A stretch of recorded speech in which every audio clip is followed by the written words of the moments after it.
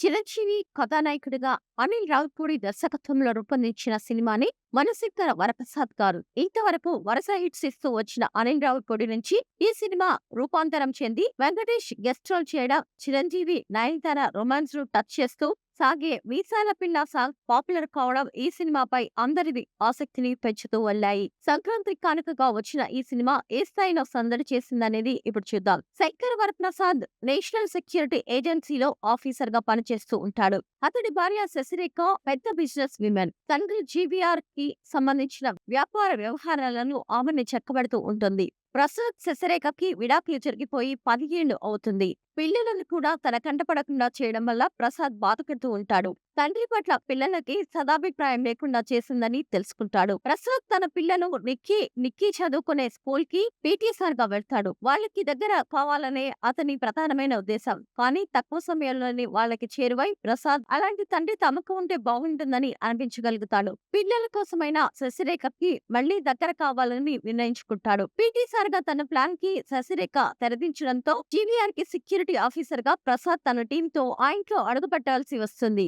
అదే సమయంలో జైలు నుంచి వీరేంద్ర పాండా విడుదలవుతాడు. తాను సస్పెన్షన్ వేటు పడిన పోలీస్ ఆఫీసర్, జైలు నుంచి బెయిల్ పై విడుదలైన క్రిమినల్. అతడు శశిరేఖను ఆమె పిల్లలను అంతం చేయడానికి రంగంలోకి దిగుతాడు. ప్రసాద్ శశిరేఖ ఎందుకు విడిపోతారు? ఆమెకి దగ్గర కావడానికి ప్రసాద్ చేసే ప్రయత్నాలు ఏంటి?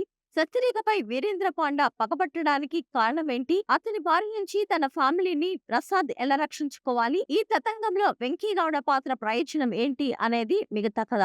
కొన్ని కారణాల వల్ల భార్య నుంచి విడిపోయిన ఒక భర్త తన పిల్లల కోసం తిరిగి ఆమెకు చేరువ కావడానికి చేసిన ప్రయత్నమే ఈ సినిమా. కథగా చూసుకుంటే ఇంతేనా అనిపిస్తుంది. కానీ అలా అనిపించకుండా, బోర్ కొట్టకుండా అనిల్ రావిపూడి ఈ సినిమాను నడిపించారు. తేలికపాటి కామెడీతో సరదాగా నవ్విస్తూ సందడి చేయించారు. ముఖ్యంగా చిరంజీవి హాఫ్ హ్యాండ్స్ షర్ట్ లో యంగ్ గా కనిపించడంలో సక్సెస్ అయ్యారు. 1990లలో చిరంజీవిని చూస్తున్నట్లుగా అనిపిస్తుంది. ఇక చిరంజీవి పాటకి వెంకీతో, వెంకీ పాటకు చిరంజీవితో స్టెప్పులు వేయించడం వంటి ప్రయోగాలతో ఆడిటోరియాన్ని తలెత్తించారు. పబ్ లో లేడీస్ కి ప్రసాద్ క్లాస్ పీకే సీన్ వన్స్ మోర్ అనిపిస్తుంది. తొలి రోజులో చిరంజీవి నయన ఎక్కడ తారసపడినా దళపతి సినిమాలోని సుందరి నువ్వే నేనంట పాట ప్లే చేయడం గొప్పగా వర్కౌట్ అయింది. సమీర్ రెడ్డి కెమెరా పనితనం చాలా బాగుంది. శశిరేఖ పాటలో చిరంజీవి యంగ్ గా చాలా స్టైలిష్ గా చూపించారు. బీట్స్ బాణీలు వెంటనే కనెక్ట్ అవుతాయి. తమ్మిరాజు ఎడిటింగ్ నీట్ గా అనిపిస్తుంది. అనవసరమైన సన్నివేశాలు ఎక్కడా కనిపించవు.